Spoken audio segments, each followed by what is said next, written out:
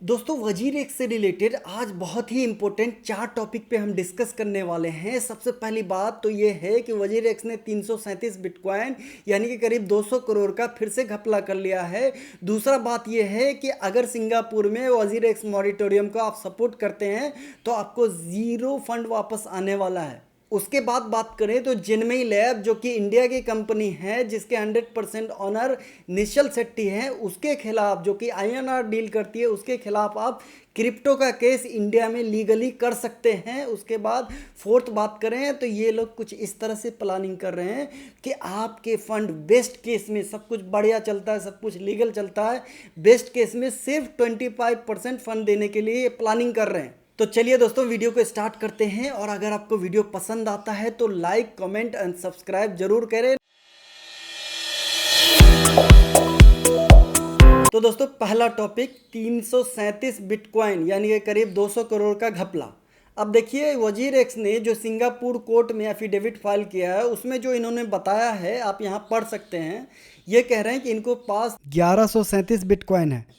अब आप ध्यान से देखिए वजीर एक्स का जो बिटकॉइन का वॉलेट है, ये वॉलेट का एड्रेस है, ये वॉलेट एड्रेस पब्लिक है, कोई भी देख सकता है। तो ये वॉलेट एड्रेस आप डालिए वेबसाइट पे। वॉलेट एड्रेस जब आप डालेंगे तो आपको क्लियरली दिख जाएगा कि वजीर एक्स के पास इस टाइम जो है 1475 बिटकॉइन है। यानी कि भैया बात करें तो 337 बिटकॉइन का क्या, ये किस तरह का घपला है? तो ये वजीर एक्स का किसी तरह का घपला है, या फिर मैं गेस करूं तो ये इनका प्रॉफिट है जिसको आपके एसेट के रूप में नहीं बता रहे हैं। अगर इनका ये प्रॉफिट है तो ये साले कितने कमीने हैं कि जो लीगल फीस है वो 100 करोड़ रुपए आपके अकाउंट से निकाल लिया, जो इनका प्रॉफिट था वो उसमें से शेयर नहीं कर रहे हैं। ये पार्ट ऑफ प्रॉफिट हो सकता है, प्रॉफिट का और सारे वॉलेट हो सकते हैं। बात करें तो इनके पास कम से कम 1000 से 500 करोड़ का प्रॉफिट होगा, और निश्चल शेट्टी के पास भी इतना या इससे ज़्यादा पर्सनल फंड होगा। तो दूसरा हमारा टॉपिक ये है कि बहुत सारे लोग कह रहे हैं कि भैया जिनमई लैब जो कि जिसके पास 1% शेयर है वजीर एक्स का, और जेटटाई जिसके पास 99% शेयर है, जिनमई जो है आपका आईएनआर को डील करती है, जेटटाई जो है आपका क्रिप्टो को डील करती है। तो ज़्यादातर लोगों को तो क्रिप्टो ही थे, तो आईएनआर वाली कंपनी को अगर आप केस करते हैं तो कोई फ़ायदा नहीं होने वाला। तो मैंने इस बारे में जो सुप्रीम कोर्ट के एडवोकेट हैं उनसे सलाह ली, तो उन्होंने केस को थोड़ा सा स्टडी किया, 2 दिन का टाइम लिया। उसके बाद मुझे उन्होंने जो रिप्लाई दिया आप यहाँ पढ़ सकते हैं। उन्होंने मुझे बताया on the over the call भी बताया, और आप यहाँ पे रिप्लाई भी पढ़ सकते हैं। उन्होंने बताया कि देखो बेटा ऐसा है कि मान लो कि फ्लिपकार्ट वॉलेट में आपने 10,000 रुपये डाला, 10,000 रुपये में 5,000 रुपये का तो आपने वॉशिंग मशीन या मान लीजिए गोबर आपने खरीद लिया। उसके बाद बात करें तो 5,000 रुपया वॉलेट में आपने छोड़ दिया। तो इंडियन करेंसी जो है वो रेगुलेटेड है, तो अगर आपका वॉलेट में 5,000 रुपये हैं तो फ्लिपकार्ट को वो पैसे आपको किसी न किसी रूप में लौटाने पड़ेंगे। बाकी के 5,000 रुपये का अगर आपने गोबर भी खरीद लिया ना मान लीजिए, तो फ्लिपकार्ट को आपको गोबर ही डिलीवर करना पड़ेगा हर हाल में, क्योंकि जो बेस करेंसी थी जिसके ज़रिए आपने गोबर खरीदा वो आईएनआर थी।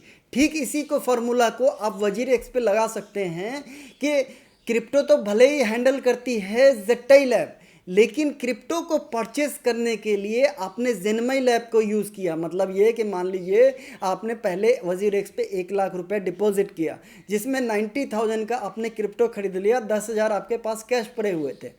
तो जो चैनल जिस चैनल से होके पैसा गया, और मान लीजिए इंडियन गवर्नमेंट क्रिप्टो को गोबर भी समझती है ना, तो कंपलसरी है कि वो गोबर आपको लौटाए।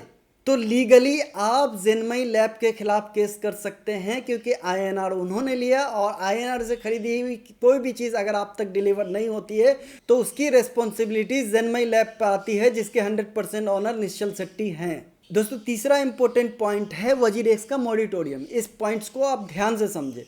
वजीर एक्स क्या है, पहले इन्होंने ट्विटर पे पोस्ट डाला, उसके बाद इन्होंने ऑप्शन दिया यस का, नो का ऑप्शन नहीं है। यानी कि जिसको मॉरिटोरियम सपोर्ट करना है वो यस करे, जिसको नहीं करना है उसके लिए कोई ऑप्शन नहीं। ये साला किस तरह का बकवास वोटिंग ले रहे हैं भाई, इस तरह का कौन सा वोटिंग होता है, सिर्फ यस वाला। उसके बाद तो मैजिक तब आता है कि जिसने यस दबा दिया, गलती से दबा दिया या जानबूझ के दबाया, जिसने यस दबा दिया या जिसने यस नहीं दबाया, उन सबको इन्होंने मेल कर दिया कि आपने मॉरिटोरियम को सपोर्ट किया है, तो आप मेल पे इस चीज़ को कंफर्म कीजिए।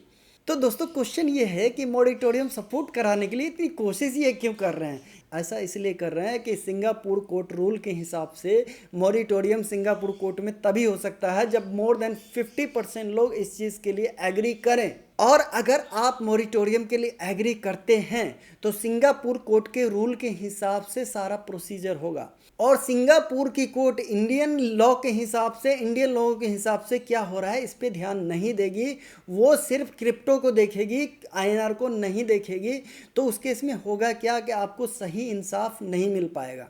सिंपल बात है दोस्तों, फ्रॉड हुआ है इंडियन के साथ तो इंडियन गवर्नमेंट या इंडियन जस्टिस सिस्टम ही आपके साथ जस्टिस कर सकता है। इसलिए हम लोगों की कोशिश होनी चाहिए कि आपका थोड़ा भी अगर फंड था तो डायरेक्ट जाके केस कीजिए। जैसा कि मैं पहले बता चुका हूं, आप जिनमई लैब के खिलाफ या निश्चल शेट्टी के खिलाफ डायरेक्ट आप केस कर सकते हैं इंडियन रूल के हिसाब से। तो दोस्तों WazirX का जो केस है उसको डिक्टेटरशिप से ही सॉल्व किया जा सकता है, उसके अलावा कोई दूसरा ऑप्शन नहीं है। आजकल बात करें तो इंडिया में जो है डिक्टेटरशिप बहुत पीक पे है। कोई बदमाशी करके थूक देता है या फिर कोई गलती से थूक देता है तो इंडियन गवर्नमेंट ये नहीं पूछती कि भैया तुमने थूका क्यों।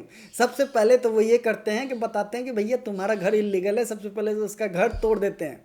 ये अभी तक एक खास कम्युनिटी को परेशान करने के लिए हो रहा था। ठीक यही सख्त रवैया निश्चल शेट्टी के खिलाफ अप्लाई किया जा सकता है और 2000 करोड़ का फंड को रिकवर कराया जा सकता है। मैं बताता हूँ कैसे। सबसे पहले तो आप लोग केस करेंगे जिससे इंडियन गवर्नमेंट पे प्रेशर जाएगा। जब प्रेशर जाएगा तो दुबई से खींच कर वो इंडिया लाएंगे। खींच के इंडिया लाने के बाद बोलेंगे कि देखो बेटा तुमने क्रिप्टो का घपला किया, हमें कोई दिक्कत नहीं है, क्रिप्टो से तो हम भी परेशान हैं, क्रिप्टो को गोली मारो। सबसे पहले ये बताओ कि इंडिया से दुबई जो तुमने फंड भेजा वो तुम्हारा फंड जो है इलीगल था। ईडी ने पीएमएलए केस दर्ज किया है तुम्हारे ऊपर और अगर तुम दोषी साबित होते हो तो तुम्हें 5 साल की सज़ा होगी और अगर तुम इनोसेंट साबित होते हो तो भैया तुम्हें 10 साल की सज़ा होने वाली है। भैया तुम तो कुछ भी नहीं हो, कैसे कैसे टाटा बिरला को बिना किसी प्रूफ के हमने अंदर रख रखा है। और सिर्फ पीएमएल नहीं, तुम्हारे खिलाफ हमने 100 और केस कर रखे हैं। जैसे कि तुमने पब्लिक प्लेस पे थूक दिया, जैसे कि तुमने पॉटी को सही तरीके से साफ नहीं किया एंड सो ऑन। एक केस से अगर निकलते हो ना तुम तो दूसरा केस तुम्हारे ऊपर चढ़ेगा ठीक अगले दिन से, और ये तब तक चलता रहेगा जब तक यूज़र का 100% फंड रिफंड नहीं हो सकता। अगर इंडियन गवर्नमेंट ये रवैया रखे तो निश्चल शेट्टी को 100 ऐसे तरीके याद आ जाएंगे जिससे आपका फंड 100% रिफंड हो सकता है। उसको याद आ जाएगा कि भैया हमारे पास जो प्रॉफिट है WazirX का, जो हमने डिफरेंट वॉलेट में छुपा के रखा है, अभी तक पब्लिक नहीं किया है, उस वॉलेट को हम यूज़र में डिस्ट्रीब्यूट कर सकते हैं। उसके बाद उसको ये भी याद आ जाएगा डंडे खाने के बाद कि भैया हमने जो पर्सनली निकाला था WazirX से पैसे एज ए प्रॉफिट, अपना पर्सनल निकाल के दुबई भेजा था, उसको भी यूज़ किया जा सकता है WazirX हैक को रिकवर करने के लिए। उसके बाद उसे ये भी याद आ सकता है कि भैया हमें यूज़र की सोचनी है, अपने आप को बचाने के लिए सिंगापुर में इंसॉल्वेंसी फाइल नहीं करनी है, तो वो ये भी कर सकता है कि अपने एक्सचेंज को सेल कर सकता है किसी दूसरी बड़ी कंपनी को। दोस्तों अब बात कर लेते हैं WazirX ऐसी कौन सी चाल चल रहा है जिससे सब कुछ बढ़िया होने के बाद भी आपको सिर्फ 25% फंड ही मिलने वाला है। तो उसको ऐसे समझिए, सबसे पहले तो इन्होंने 34% INR को ब्लॉक कर दिया, चलिए इसको भूल जाते हैं। 45% हैक हुआ, उसके बाद 5% इन्होंने चोरी कर लिया एज ए लीगल फीस। उसके बाद भी बहुत सारा खर्चा है, लेकिन हम मान लेते हैं कि उसके बाद किसी तरह का कोई एक्सपेंसेस नहीं है, आपको 50% फंड रिफंड होना था। लेकिन आप ध्यान दीजिएगा, फंड ऐसे रिफंड नहीं होगा जैसे आप सोच रहे हो। तो दोस्तों मान लीजिए जिस दिन हैक हुआ स्नैपशॉट के टाइम आपके पास 10 इथेरियम था, जो कि करीब $30,000 का हुआ। 1 इथेरियम मतलब $3,000। तो अभी कुछ दिन पहले ही बिटकॉइन की हाल्विंग हुई है। 2025 में 99% चांसेस हैं कि हर कॉइन का प्राइस 2x से लेके 5x तक बढ़ेगा ही बढ़ेगा। तो अगर वर्स्ट केस में मान लें तो इथेरियम के प्राइस जस्ट डबल हो जाता है। कोर्ट के प्रोसीजर में 6 महीना प्लस 6 महीना 1 साल तो हर हाल में लगेगा, और उस टाइम में इथेरियम का प्राइस मान लीजिए $3,000 से 6,000 हो जाता है। तो आपके 10 इथेरियम थे जो उस टाइम में होने चाहिए 60,000 USD के, लेकिन आपको 10 इथेरियम की जगह आपको सिर्फ एंड सिर्फ 5 इथेरियम दिया जाएगा। यानी कि हैक के टाइम जो वैल्यू थी वो आपको दी जाएगी। उसके बाद जो भी फंड बचता है ये साले फिर से घपला कर लेंगे। तो भैया इस फ्रॉड के खिलाफ केस करना बहुत ज़्यादा ज़रूरी है। हमारा शेर जब जागेगा तभी जाके इसके खिलाफ कुछ हो सकता है, बिना डिक्टेटरशिप के इस केस में कुछ नहीं हो सकता। वीडियो पसंद आया तो लाइक, सब्सक्राइब एंड कमेंट जरूर कर दें। Thank you very much.